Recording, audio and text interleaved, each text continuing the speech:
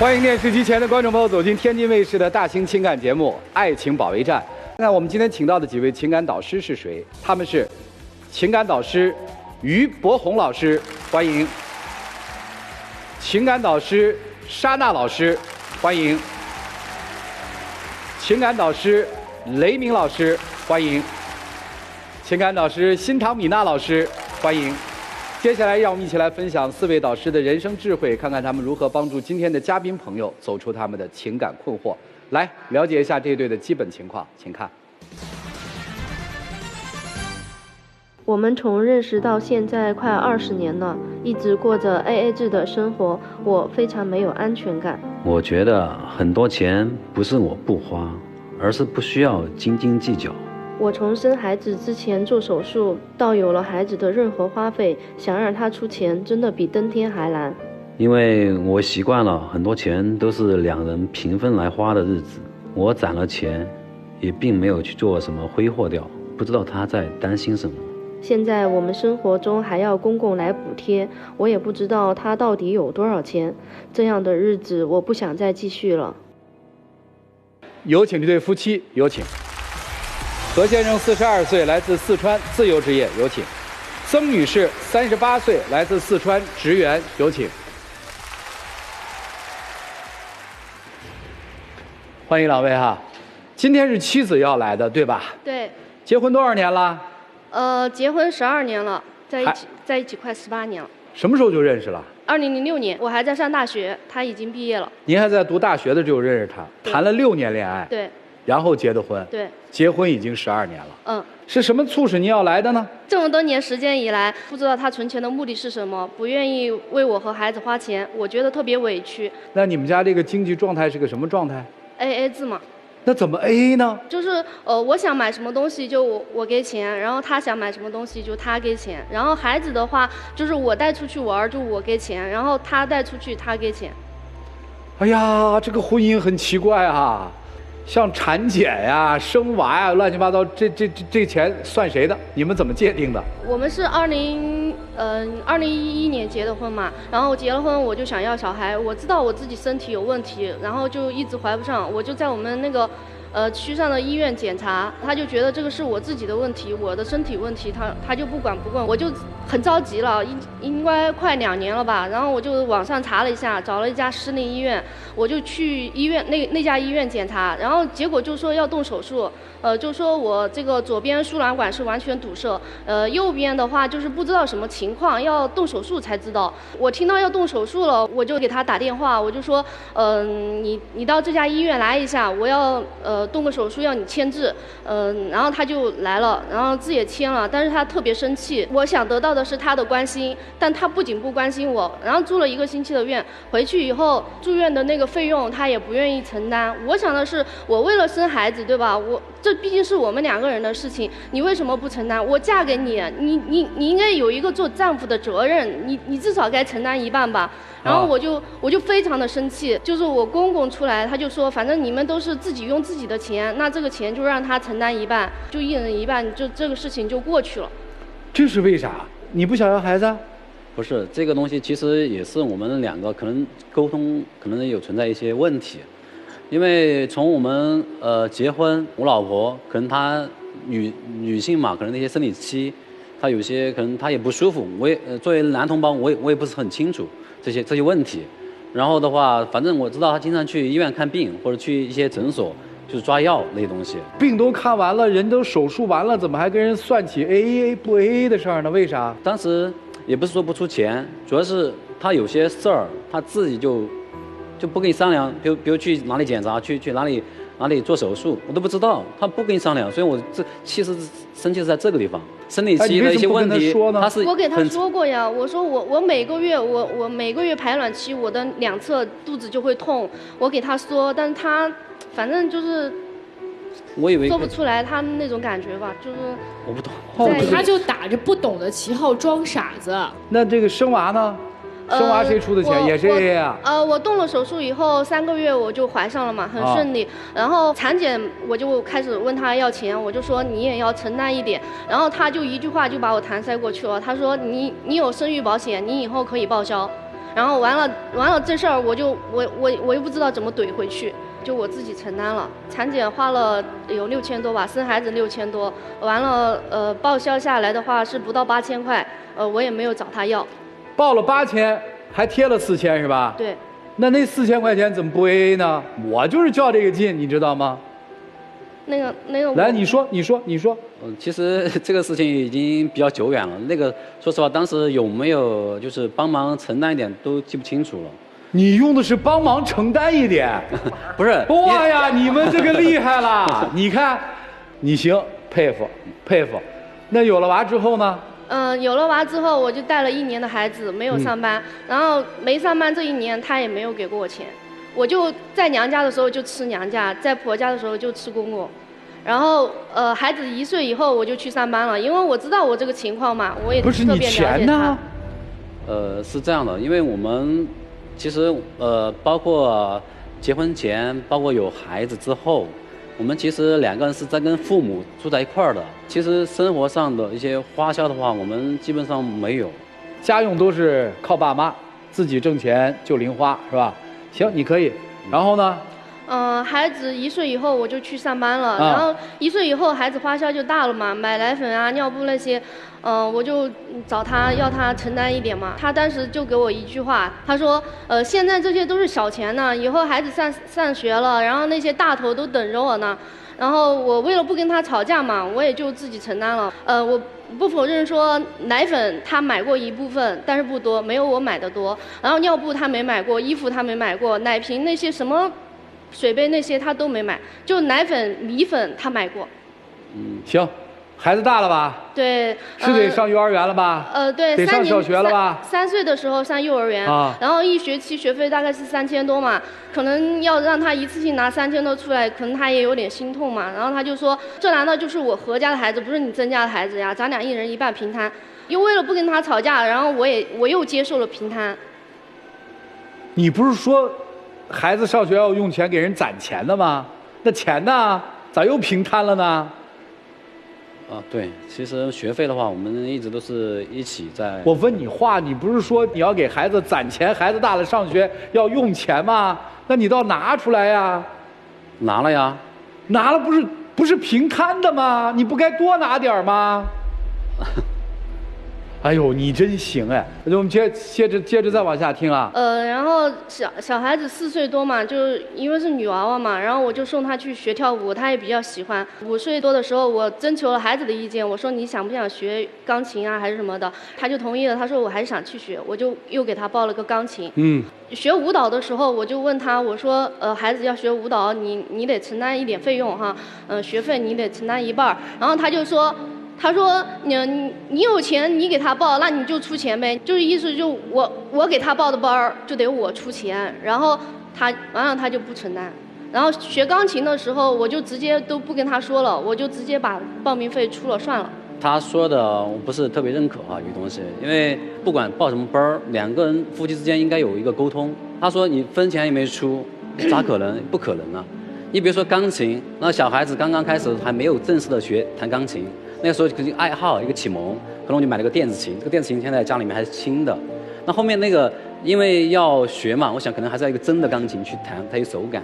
然后那个也是我去找了一个销售钢琴的地方，带着他老婆一起去的，看了，然后拖了一个钢琴回来，放在家里面。钢琴的钱是谁出的？我好奇。我出的。买钢琴买成7000，我转了3500给他。哎呀，我的妈呀！行。这不是孩子慢慢大了吗？花钱越来越多了吗？对。给吗？不给，孩子就给学费。那他存了多少钱？你心里有数吗？不知道。那他1个月挣多少钱？你心里有数吗？不知道。不是您钱呢？钱攒着呗，备以后可能有什么大的支出来使用。哎，你告诉我，你为什么这样？其实我们2个平常的开销没有多少。他也没有开支，我也没什么开支，我们2个就是纯工资，可以这样讲。其实拿这些兴趣班也好，那些补习班也好，其实也没多少钱，说实话啊。没多少钱你出啊？但是因为我们之前就一直是默契的，就是 AA， 我们2个就是 AA 的。那你 A 呀？你不出你也不 A，你你在这说什么呢？因为 A 的话，有些时候他不跟你商量，他什么东西都不跟对呀、你说。跟你商量没用啊！你不出钱呐，谁报的谁交钱呢？但是他没有跟你商量，也没跟你说。哎，舞蹈跟你商量了，你 A 了吗？ A 了，后面也 A， 后面也 A， 舞蹈 A 了吗？后面也 A。没有。最近的一学期就是我们吵得比较厉害的这一学期，他 A 了。等于一直在公婆家生活是吧？为什么不独立搬出来呢？现在已经搬出来了，搬出来有3年了吧，但是吃还是跟公婆在一起吃，就住分开住了。啊，分开住，为啥要分开住？因为两代人有些思维也好，有些习惯也好，可能有不同，所以难免有那种就是口头上的一些争执啊之类的。后面我爸就说，哎，干脆搬出去，我们不在一块儿了，就他们年轻人一起住。不是你们搬到哪儿了？我们都在一个小区，其实也不远。那房子是谁的？房子是我爸的吧？我们那个不是商品房，我们是那个回迁房嘛。但是我们在一个小区嘛，可能日常的一些吃饭还是在父母家，在孩子的爷爷奶奶家一起吃。对，早上孩子如果上学的话，就是在我们这边把饭吃了，然后就公公帮我送去学校，放学以后公公再帮我接回来，然后我们就我下了班就在公公那边去吃，他也在公公那边吃。因为其实这个其实也存在一个问题啊，就是两个人就是可能独立不了，包括一些生活习惯，或者有一说我们要独立的那种能力，可能就起不来。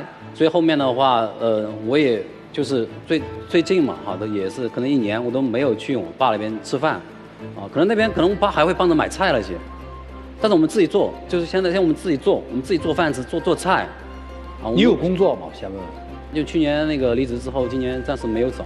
你以前有工作吗？有工作。哎，你到底攒了多少钱？方便说吗？也没多高，反正这个东西，因为就是个成都那边那个平均水平，都是个普通的打工的，那肯定会。你的钱是不是都给你爸妈了呀，兄弟？没有，我爸妈不会要我1分钱。你有什么爱好吗？你是把那些钱都用去打游戏了吗？玩游戏，但是不会有充值那些，免费的，就是一些。那你生活里有开销吗？开销很少，没什么开销。我确定啊？不抽烟，不喝酒啊，没有不良嗜好，没有。打游戏也不花钱。对他就是。我帮你算一笔账啊，1个月按3000块钱工资算，有吧？有，至少吧。平均成都的标准我们算到5000，可以吧？1年是6万，12年是72万，有这么多吗？但你还有用吗？啊，你有啥用？你都没有用吗？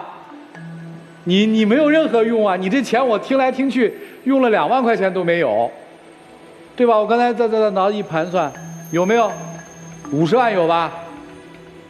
反正小几十万应该是有吧，反正也工作这么多年了嘛。您1个月工资有5000吗？有，有，现在有啊，现在有，所以您现在攒了多少钱了？我基本上没有钱。他有小几十万，你没有钱，你为啥没有钱呢？我带孩子呀。你们在家里又不花钱，对不对？我要带，我要花呀。你花啥钱呀？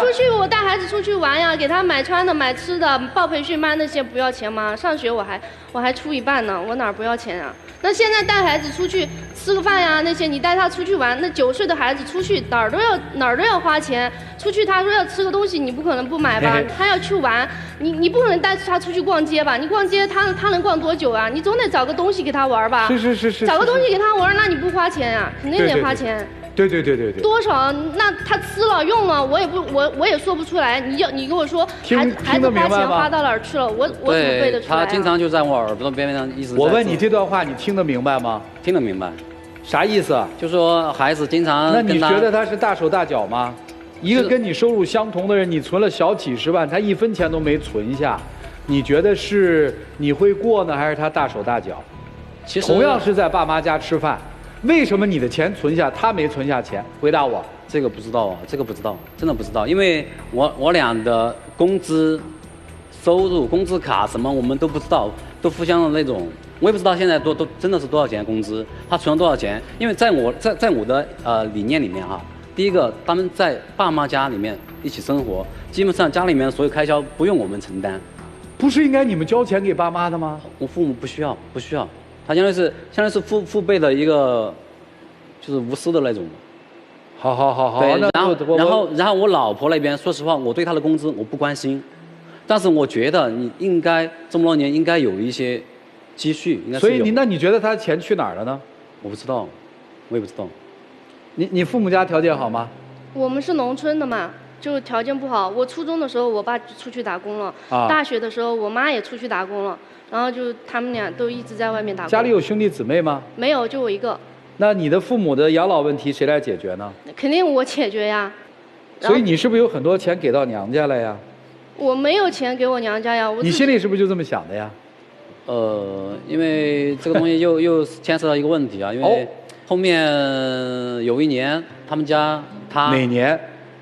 这记不清楚了，因为我对这个时间。5年前吧，他说的是。5年前，当时就是他们家突然就买了一套房子，我都不知道。那是我父母买的房子，房产证上也是我父母的名字。为什么要买这个房子？是因为其实我还没有孩子的时候，我就给我妈提过，我说买个房子，然后可以他们老了以后可以在我的那个地方落个脚。然后我妈当时还不同意，她说老家有房子，干嘛要去买这个？不用买。然后我也就放弃了，毕竟我也没有钱嘛，我就。那个房子名字写的谁的呀？我爸爸妈妈的。本来那也是我爸爸妈妈出的钱，因为是在孩子3岁多的时候，我妈妈提出来要买那个房子的。我估计是在我生孩子的时候，我妈就动了要买房子的念头。你为什么你生孩子的时候你妈动了念头了呢？过去都不想让你买。这个可能还是就是因为我们俩经常吵架吧，他就说在家里白吃白喝白住啊，然后就叫我滚呐，那些就是说话特别气人。然后我妈可能就决定要买房子。你为什么要说他们家买房子的事儿？因为我觉得他包括刚说的最开始我们在结婚要孩子的时候，当时他不是检查身体吗？那一个人跑到成都去，我都不知道。而且包括买房子这个事情，他也是，我都是他当时相当于是这个房子需要出租，因为他买来相当于是拿来租给别人，然后的话都是给我说的是他们单位的某个领导的房子需要我们去租，然后当时好像需要我帮个什么忙，然后我们一起去，然后最后好像他妈妈说，我说这个是你们领导的谁的房子？他妈妈最后来说这是我们的房子，然后我都一直蒙在鼓里，我都不知道。不是出租给谁呀？租给租客嘛，就是那房子买了以后，我父母其实一天都没有租过，就一直出租出去了。那房子也是我在管理，房租也是我在收，我父母根本没管过那个房子。那房租去哪儿了呢？房租就让我用了呗，补贴我了。我没有给他说买房子的事情，其实也是有原因的，就是我跟他说了，他肯定不会同意我买，就是他精神上他不会支持我。经济上他也不会支持我，可能给他说了，他还会说啊，现在房地产不景气了，你这个地段不好了，然后总会找各种理由，然后就会搪塞我，然后可能我这个房子都买不成。所以当时我也生气嘛，那个房价也比较高，成都还限购，然后我就一气之下我就买了一个2手房，至少我有一个房子嘛，我就那样想的。你知道有些涉及到经济或者有些稍微重大的一些事情。你全部都是把我排斥在外，我根本都完全不知道。我们都是 AA 制呀，我父母买房子可以不用给你商量吧？对啊，所以说我就有一个疑问了，既然我们吃住都在家里面，我们也没有什么大的开销，我们挣的工资就自己揣着，那为什么你又说你没钱呢？我有这个问题。我挣的工资揣着，你孩子怎么办呀？现在把这个事儿梳理清楚了。那如果按男生的说法的话，就是女生有一部分钱叫不知去向，对吧？他也工作了10多年了啊，而且我们那个其实都是比较节俭，他也不大手大脚，我也不大手大脚。我觉得就是我们两个的一些价值观，特别在金钱这方面，其实我们两个其实大部分是相同的。我不知道他存了多少钱，他的钱怎么支出？说了吗？没存钱嘛？你信吗？我不信，我真的不信。来，今天咱们破冰，谁愿意先把自己的收入报出来？我有3万，1个月。总共现在所有的存款全部一起，还不包括我妈他们的租金补贴，总共一起有3万。你，我不说。我今天最大的体会就是，我见识了一幕人间的什么叫占便宜没够。作为一个儿子占父母的便宜，占得没羞没臊，没完没了；作为一个妻子想多占一点婆家的便宜，没占上也是恼羞成怒。我不需要占他们家的便宜。客观或者在你先生主观的心里面，他就认为你占了他们家的便宜了，这不就是核心的焦点吗？你认为没有占便宜，别人认为你占了便宜了。这句话的原话是：吃住什么的都是在我爸爸妈妈家，你那些钱花到哪里去了？是不是占我们家的便宜啊？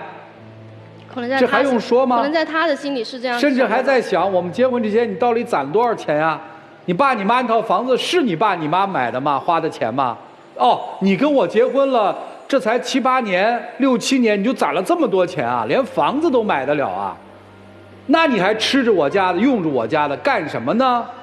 你们彼此对对方的防范是有的，在经济上，这话我说的没错吧？你认不认？我认可。你认不认？对吧？这是彼此双方的。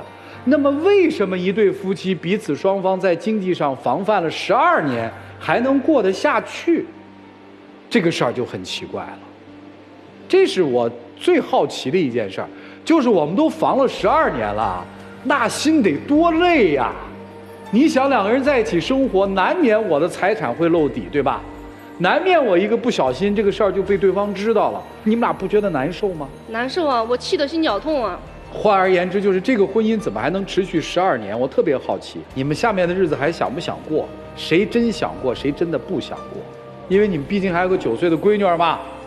所以我希望一会儿老师们，如果他们想向你们提问，我希望你们能坦诚的去回答他们，其他的没有了。来，让我们一起进入丘比特问卷。博宏兄，在我眼里，夫妻已经结婚，生活在一个屋檐下，睡在一张床上了，还要 AA 制，这就如同2个陌生人在饭馆吃饭拼桌是一样的。有些人认为夫妻 AA 制是公平的，但它的本质是最不公平的，最有危害性的。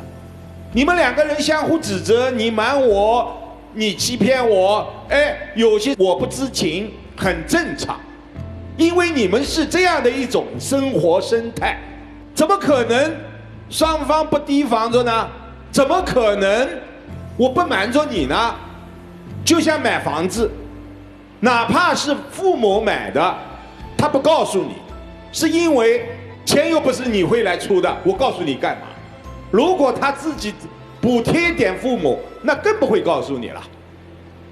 所以你们2个人的信任早就荡然无存了。真的，这12年过下来了，该到头了。谢谢。莎娜老师，你有女儿是吧？对。好，你的女儿以后就嫁给一个像你这样的男人，自己躺在手术台上做一个手术，回家以后告诉自己的丈夫，我做了一个手术。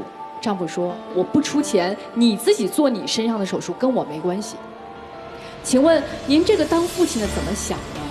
因为这个事情刚才已经说了，我就问，这个事情就发生在你女儿的身上，请问你觉得你女儿嫁的这个男人算个老爷们儿吗？这个不应该。她也是一个女儿，你女儿未来要嫁的那个男人，大概率就是按照自己父亲的模样去找的，所以你做好准备啊！送你女儿出嫁的时候，你就想象一下，她未来人生的婚姻之路就是她现在这个样子。另外，夫妻双方就是镜子，他什么样，你什么样。同样的话送给你，如果你也希望你的女儿未来走你这样的路，那你们就继续这样吧。你们都是为人父母，拜托你们给孩子积点德吧，好吗？谢谢珊娜老师。李老师，那个你父亲母亲他们名下那房离你们家不远吧？对。离公公婆婆家不远吧？对，只隔了1个红绿灯多一点的路程。只隔了1个红绿灯多一点儿。对对。然后刚才你其实自己并不知道，你说这是我爸爸妈妈名下的房，但你说着说着就变成了，所以我决定买个2手房，你自己意识到了吗？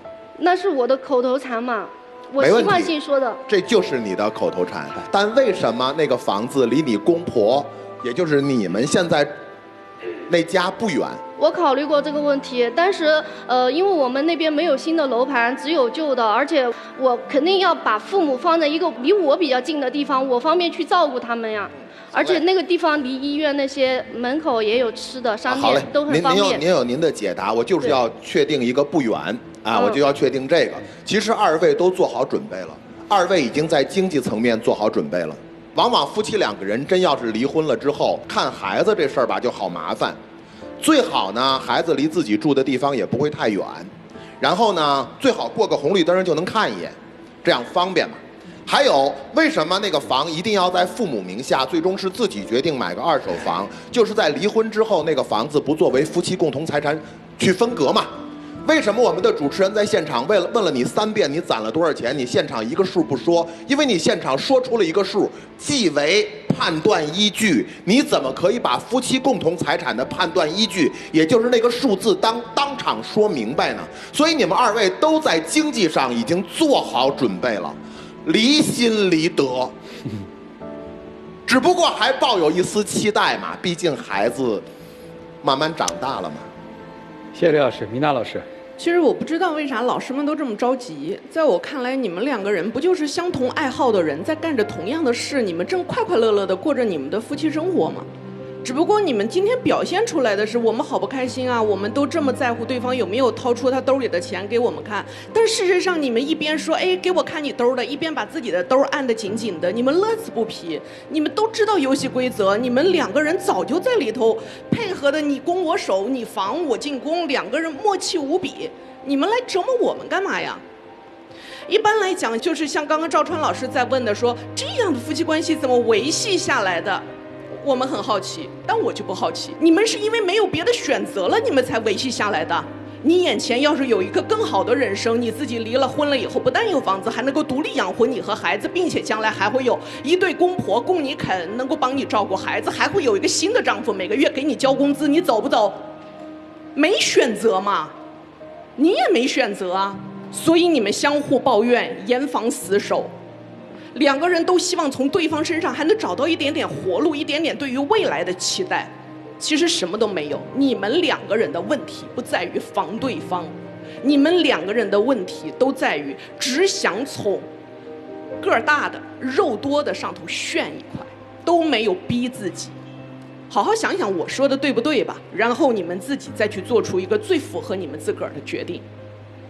谢谢米娜老师。其实就是一个不健康的婚姻关系啊，但是你们这种婚姻关系确实引起了所有人的探知欲，做各自的推理啊，对不对的其实不重要，重要的是你们自己怎么去看这段婚姻，想不想让它往前走啊？我们都不论婚姻是不是状态好坏，首先你得让它健康吧，正常吧。这个婚姻不正常，你们没有构建起自己的家，你们夫妻之间没有最基本的信任。问题的核心在这儿，要不要你们自己选。但是我特别希望你们选择了，如果还想让这段婚姻继续的话，请你们去调整，把那个失去的信任至少找回来。接下来我们进入192就要爱真情60秒。我作为一个女人，我希望我能在精神上、经济上和生活上都依赖你，但是这些好像都没有办到。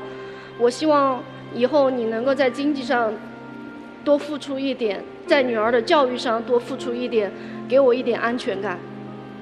其实我们2个人从相识、相爱、结婚这么多年，你对我来说的话，其实还是看到了很多的优点啊。虽然说我们经常争吵啊，或者为钱或者为金钱的事情，但是我觉得这个东西，我们还是有办法去解决，因为我们毕竟是成年，是一个心智理智的一个人。这个东西因为是涉及到我们的父母家在一起吃住，所以说这个问题就延后了。实际上，如果说我们独自生活的话，这个事情可能会提前暴露。所以说今天包括在场的嘉宾，不管是有什么意见，我这边都能虚心的接受。我觉得我们私下可能也需要就是坦诚的把这些问题，就是因为都是柴米油盐，都是一些日常的东西，我们必须把真的要说清楚。那那么可能对未来这个婚姻的经营的话，可能才能走得更远、更好一点。因为我说实话，我不会，说你每天抱怨我怎么样，我就对你很反感怎么样。其实我一直跟别人说，我说老婆还身上很多优点。不是，你老婆确实是有很多优点。他从哪儿？你从哪儿能这么居高临下的对老婆发表这一通啊？就像是领导在表彰员工似的。你这不就是一个甲方和一个乙方吗？甲方跟乙方说话的时候，永远就是这样吗？你不是作为一个丈夫说？其实他说我抱怨，还是这么多年累积下来的。我并不是那么喜欢抱怨。如果你心甘情愿的做乙方，就心甘情愿的做吧。这个事儿里面，其实最该觉醒的应该是女生嘛，你不觉醒就算了，男生你就继续这样吧。我也不知道他哪来的那么多的优越感，谢谢两位，请回吧。欢迎登录优酷视频收看节目的完整内容，预测一下吧，包红秀。我依然认为这一段婚姻不正常、不健康、不宜继续，男出女不出。就继续混着吧。就他们俩应该还会出来的。我觉得女孩应该不会出来，就是怎么着也得现场摆个姿态嘛。现场姿态不摆，回去更不成了。所以我估计女孩不会出来。但是你要说分开，我不太信。对，不会分开的。然后他们这个模式还会坚持下去的。来吧，看看他们自己的选择是怎样的，请开门。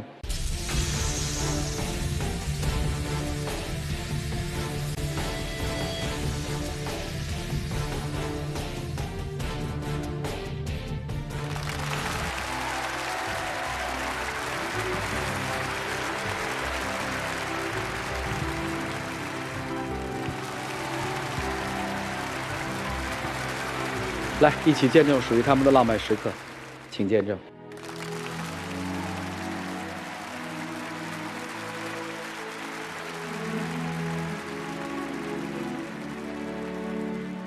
来，请亮灯。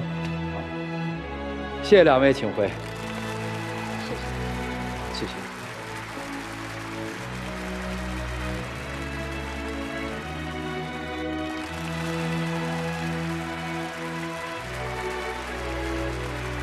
了解下一对嘉宾的基本情况，各位请看。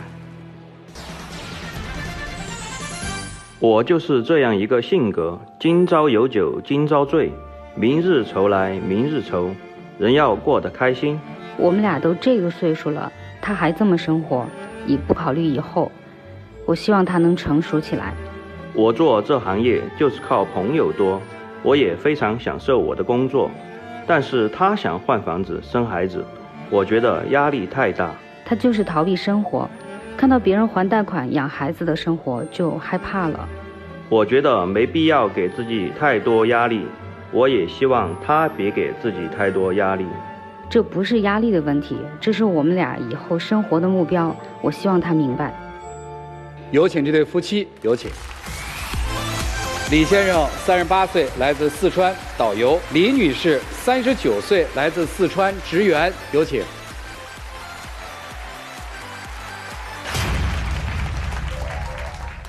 欢迎两位哈。好。结婚几年呀？6年了。咋认识的呀？我们俩朋友介绍认识的。啊。然后我这人挺慢热的，然后他其实对我还是挺有耐心。我们其实以前相处的就还是不错吧。所以后面才走到结婚的这个。结了婚之后觉得怎么样？前几年就是觉得还行，过得还是比较开心的。结果就是到现在，其实因为我有各方面的压力吧，现在我已经就是39岁了，年纪也到这儿了，想要小孩，但是他给我的那种感觉就是不是太负责任的状态。什么叫不是太负责任啊？这个因为是这样的，就是我们家现在因为是有就是住的那个小房子呢，就是一室一厅的那种那你要生小孩，那肯定是不够的呀。那有什么不够的？那我肯定是希望说我还得买房呀。我想租房，但是我老婆说要买房，我觉得那个租房那个划算些，没有什么压力。所以您说他不负责任就是不换房子是吗？因为他的性格是那种就是今朝有酒今朝醉，我觉得就是你到了这个年纪，你得负起责任来。那什么时候能买啊？按您的规划？那还是就希望这1-2年，然后咱们就下手呗。他在努力挣钱吗？挣也是挣钱，但是他这个行业的话，就也没挣多少，而且他自己几乎就是大部分都花完了都。你们家谁管钱呀？算是各管各吧，因为他也没给我交多少钱。你不交钱啊？都花了，主要是朋友多嘛，然后基本上隔个2、3天就要喝一次酒，然后喝高兴了，然后我就买单了嘛。朋友都不买单啊？换着来嘛，就是大家都把钱花光。反正月光族嘛，对，今朝有酒今朝醉嘛。结婚5、6年还月光吗？啊，对。所以这是我很受不了的一点。你管他呀，你把钱收了不就完了吗？那他也不给呀，而且就是很多时候他也没在家，因为他之前也要出去带队吧，自驾游的这种团。那有时候时间一去4、5天，长一点的10几天，那有时候在家1个月就待几天啊。你跑哪条线？云贵川、新疆、西藏，主要是带自驾团比较多。带自驾团？对对对。自驾团收费都不低是吧？对。导游挣的也就不少喽。还是挣的可以，但是基本上看着什么都买，就是比较喜欢买，然后也比较喜欢淘宝啊这些。他爱好广泛，什么去年买个滑板，滑2天也没用了。然后呢，喜欢摩托车也买摩托车。我认识他的时候他就这样，但是我觉得说你既然成了家庭了，那你有责任了，你肯定还是要慢慢的改变吧。那我作为就是我只是一个会计，一般普通的这样的一个工作，那我一个月也就几千块钱。那这个家里的什么开销啊，都是我在负责。那这个像家务啊，也都是我在做。那我们为了自己的将来，肯定还是需要存点钱。那其实基本上都是我在存。你既然到了这个年纪，你都快40岁了呀，那你总还是要就是考虑我们以后家庭是怎么样去规划呀。问问他，怎么考虑的？想要个孩子，然后租个房子。没了？没有了。然后一起生活嘛。咋生活？带着孩子，反正空了不带队的时候就一起出去玩嘛。你现在这个带队频率高还是低？高，1个月只带到几天在家里边。待几天？估计最多1个星期。你这要了娃谁给你养呢？我老婆时间多一点嘛，在家里边，然后她要辛苦一点。对我来说，这样压力就很大呀。我要上班，然后要带小孩，然后我也是那种比较，就是我是很有责任心的人，我自认为。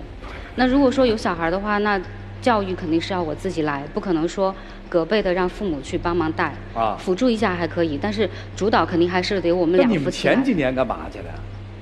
之前想说给他一点时间成长嘛，因为他本身我之前考虑他，也觉得说其实他人品也不错，对父母也很孝顺。但是现在这种阶段，我都快40岁了，那我已经是个高龄产妇了，那肯定是会有危险的。如果说你还是长期在外面这样，我觉得对于我来说也没有人照顾我，那我这个压力就太大了。所以你好像不是对他这个人有意见，而是对他这个职业有意见啊？怎么听下来？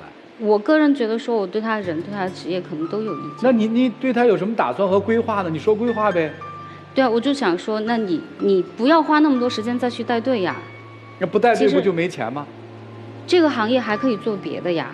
比如说之前不能带队的时候，他比如说卖特产啊这些东西啊，那或者说你在转行做一些其他的那种，因为他自己算是比较交友广阔的那种，就是朋友也挺多。我觉得这种就是换个行业，其实我觉得不是很难。你想让一个38岁的男人转行，是这意思吧？有这个意思。转行太难了，因为已经坚持了这么多年了。很矛盾的就是，其实你说他就是不挣钱，他其实也能挣一些，但是确实手散，就是也存不下什么钱。我觉得。那你为啥不让他交呢？我就很奇怪嘛，你管嘛？我可能也不是很强势的那种吧。那如果他不交的话，有时候也用了就没有了，然后就。您是会计？哎，我是会计。家里有积蓄来换房子吗？是有。换呗。但是我还是希望说，那之后就是像如果说还房贷那种，那我压力可能就，如果我一个人负责，那就很大呀。房子的话，你肯定得自己要买一个。我不希望说我租个房，然后万一有什么变故，我要带着小孩，带着一家老小到处搬，就觉得不安定。我觉得那个老婆你想多了，就是人生除了生死，其他都是小事。不是，你再说一遍，我听听这。人生除了生死都是小事，该花花，该喝喝，该用用。哦，对，现在我们不都讨论的人生大事之一吗？生吗？是可以生，但是买房我觉得咋生啊？不是，谁带呀？我都不说房啊，我就问谁带，怎么带？你不能一句话说，哎呀，老婆你辛苦了，钱你也都今朝有酒醉掉了，对吧？那我拿什么带孩子呀？我可以辛苦，但是我钱呢？钱都用了，没什么钱。那咋生啊？多挣点嘛，多跑一点嘛。你还是没想当爹。你说实话，你想不想当爹？看着小孩又想当爹，但是出去玩了又搞忘了。其实还是不想当嘛。啊，对。没玩够，对吧？对。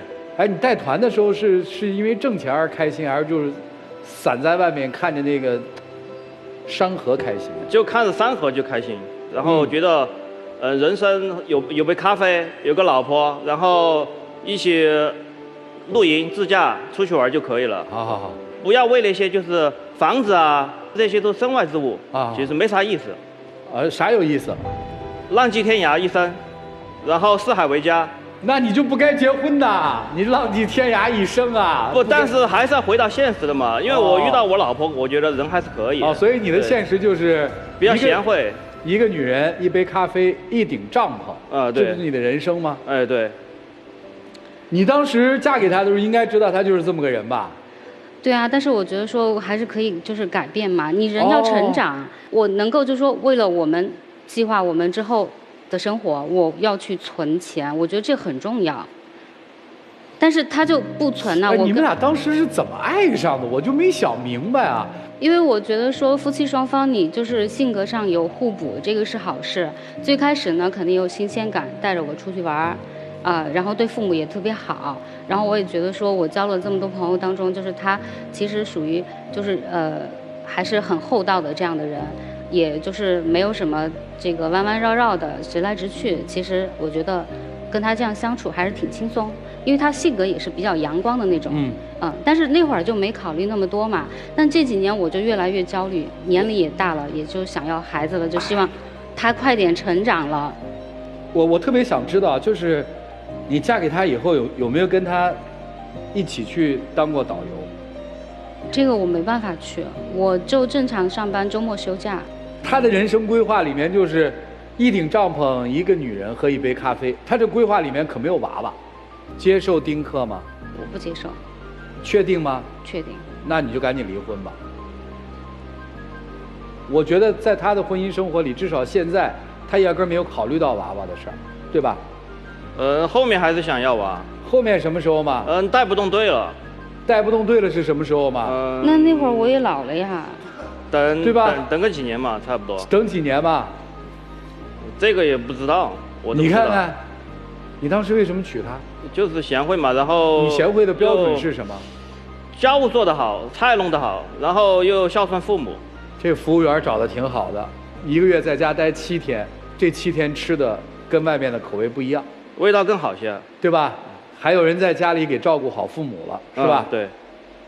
然后你也工资也不交，工资都花完了，没什么钱。你的朋友当爹的多吗？当爹的有。啊，他们怎么说当爹这件事？太累了。啊？咋累呢？啊，就是晚上要哄娃，然后白天要上班。啊，所以他们就是叫我不要，就叫我不要生娃。哦。你周围的朋友说千万不生娃。对，因为太辛苦了。对他们后悔了。你吓到了没有？我还是有点吓。所以你压根儿现在就不打算要娃，对吧？现在暂时不慌嘛，后面应该会要。你听到了吗？这才是他真实的感受。他害怕，他恐惧，他没有做好准备。你不害怕吗？我帮你描述一下啊，其实这个描述应该莎娜老师来描述比较好。你给他描述一下，就是一个妈妈，娃娃很小，上厕所、上马桶可能都要抱着娃娃，然后家里那个男人呢却常年不在，对吧？1个月大概有24天是在外面的，只有7天是在家里的，零零星星的。那个是个什么景象？你告诉他，你告诉他，就是你从听，就是你当了妈，首先第一点，你没有觉睡了，别的妈妈可能身边半夜会有丈夫帮着她能照看一下孩子，但是你要2个小时喂一次奶，没有觉睡是第一点，第二点是你没有任何的时间了。那你休完产假，你的孩子怎么办呢？谁来带呢？对吧？那个抱着孩子上厕所那是经常有的事儿啊，对吧？他那么小，你又不能把他扔在那儿。然后1没时间吃饭，2没时间睡觉，3上厕所你得抱着娃，然后这都是平常日常的生活。但是孩子有个头疼脑热的小孩儿，经常会生病，尤其孩子小的时候跑医院，那就更不用说了，对吧？大半夜2、3点，如果高烧了，你就得一人抱着孩子奔医院了。啊，然后你一个人在医院，你得去挂号、去排队、去交费。那这些日子你都怎么过呢？所以其实我还是希望就是跟他商量，就是他能够转行。你看，哦，我们有这个点时间是你有点天方夜谭了。来吧，我们之所以让莎娜老师去说这一段，并不是说要一个孩子有多艰苦，而是说为人父母，其实在迎接新生命的同时，喜悦的同时，是要有很多付出的。这个如果是不情不愿的，就会出现很多问题。因此，人家说父母都是伟大的。不干了，行不行？不行。为什么不行？要个娃娃比干那个有意思多了，知道吗？要娃没有出去玩好那个刺激的嘛。所以他不是放弃不了导游的工作，而是不愿意放弃现在这种没有什么责任，对吧？啊，对。不需要负什么责任，然后自己能够寻找到让自己内心欢愉的那些东西。啊，对的。实际说白了是他不愿意放弃他现在的生活方式嘛，这个你能理解了。所以你要真的想，就是一家3口的话，哎呀，大概你得换人。啊，你想把它改，我觉得太难了。今天来的目的是什么？其实因为我劝不动他，我是想说我们来这个节目，大家好好的理一理。就是我还是其实希望说他能听劝，但是这么长时间下来，我觉得说，妻子的诉求非常简单，希望通过老师们的帮助，让先生能够改变一种生活方式。我们觉得这事儿太难，但是老师们会用什么样的方式来帮他们解决一些生活里的一些困惑呢？其实你也很困惑，对吧？啊，对。老婆老这样，你心里也难受嘛？啊，对。我们听听老师们的意见，一起进入丘比特问卷。伯鸿兄，来自李白故乡的男人，对，并不是个个都像您口中说的“今朝有酒今朝醉”的。李白也不是这么干的。何况，你现在是人家的丈夫，已经是有一个家庭了。我也惊叹于您的直白、坦率。我就喜欢买，我就喜欢玩。但是，您要明白，您已经从一个男人变成了一个丈夫。其实你顾及家庭，不影响你带车队，不影响你去放飞自我。关键是你把自己完全的融入到了那种放飞和自由世界去了。我们人并不是说在来到这个世界，唯一的就是快乐的玩呐，这样精神也会空虚的。您再过阵子，到了40多岁，你也明白，带进账的车队力不从心了。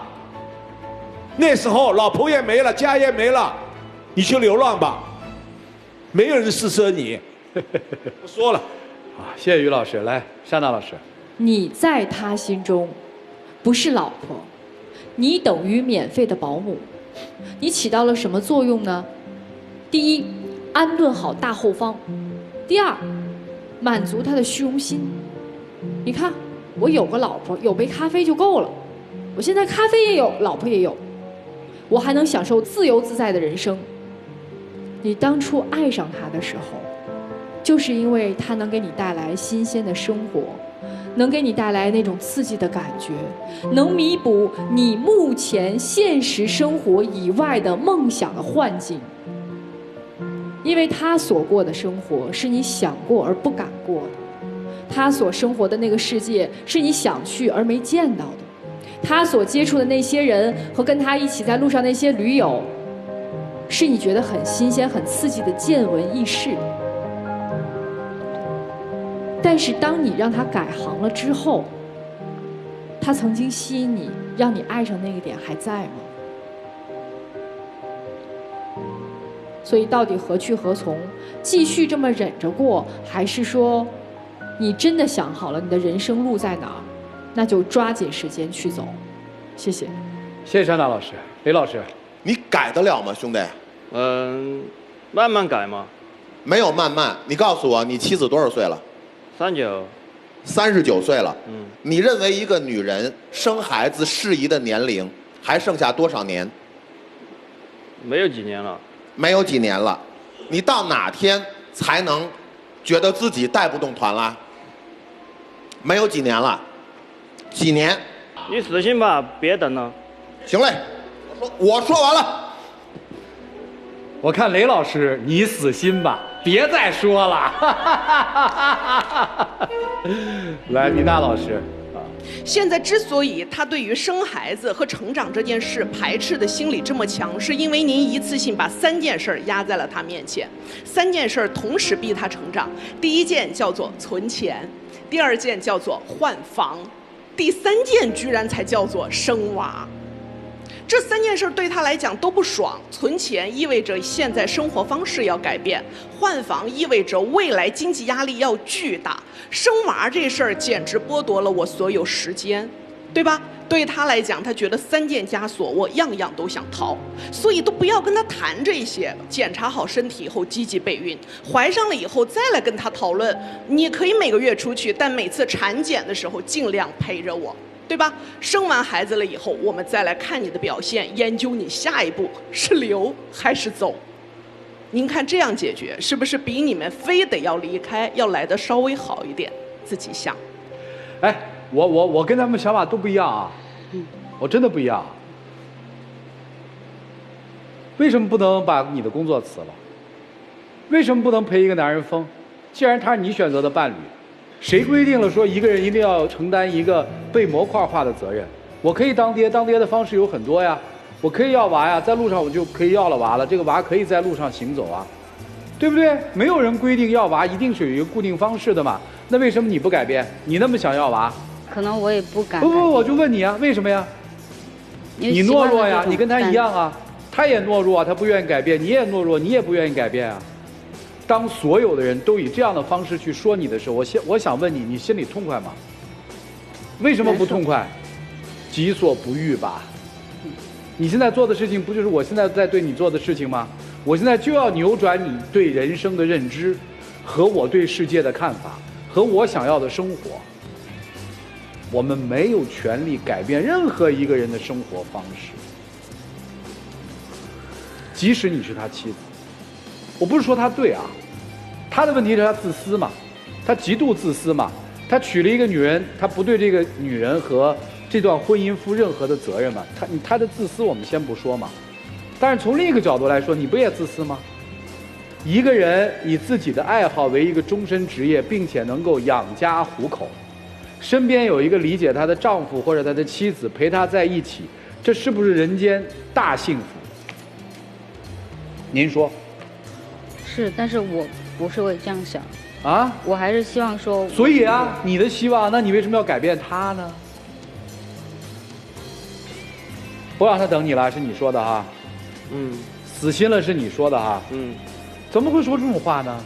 这是他想马上要个娃的嘛。你带了队就不能要娃了？人家那些导游，包括一些国际部的、飞国外的导游，那不该有孩子有孩子吗？你这个脑子怎么那么……你怎么了？他的核心诉求是什么？是你能够承担家庭的责任呢？这是你做的最不好的。如果你现在是个单身汉，没有人说你任何，你得负责呀，你得对这段关系负责呀，你得对你自己负责呀。你要是只能做对和错的选择，那你就只能坚持，继续去游呗，就失去你的妻子了。如果你愿意静下心来想一些方法的话，或许你还能留住他。但是我觉得在这个阶段，可能还真的不适合要孩子。时间留给你们，接下来让我们一起进入192就要爱真情60秒。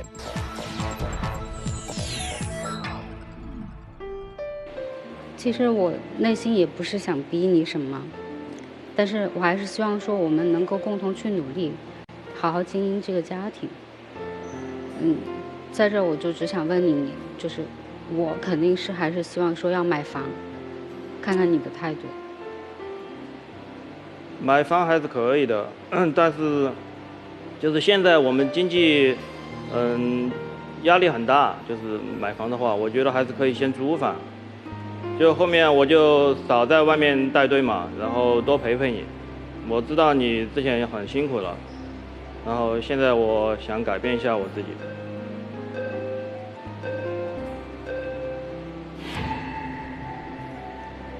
谢谢两位，请回。谢谢。电视机前的观众朋友，我们栏目的唯一官方报名热线是0223606301，情感困惑的观众可以来电报名，不收取任何的费用，小心被骗。人家最后说的跟孩子没关系啊。但是不管怎么说，一个男人您选择了婚姻，那必须要有责任担当的，这是没得选的。我认为男出女不出。我觉得应该还是会双出。原来是闹着要换房啊。那换套房就行了，问题不就解决了，对吧？别出来了，因为就算出来，还有下一回，还有下一件事儿。我是没想明白，为啥他要把自己的婚前财产的房子非要卖掉，然后再在这个时候变成夫妻共有财产去买一套房子？因为有钱的是他，又不是她丈夫。明明有钱的是他，他可以决定买房子的事儿，他又需要一个穷光蛋来参与，就莫名其妙。就石头遇棒槌吧。不是，所以这两个人才是绝配啊。对呀。所以，祝他们都是愿意那个一条路走到黑的人。百年好合，一定双出。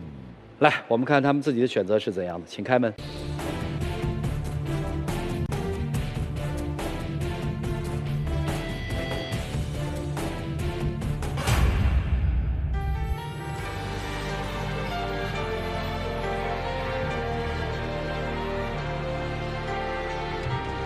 希望这是你们一个慎重的决定吧，也谢谢电视机前的观众朋友的收看和陪伴，我们下期节目再见，谢谢大家。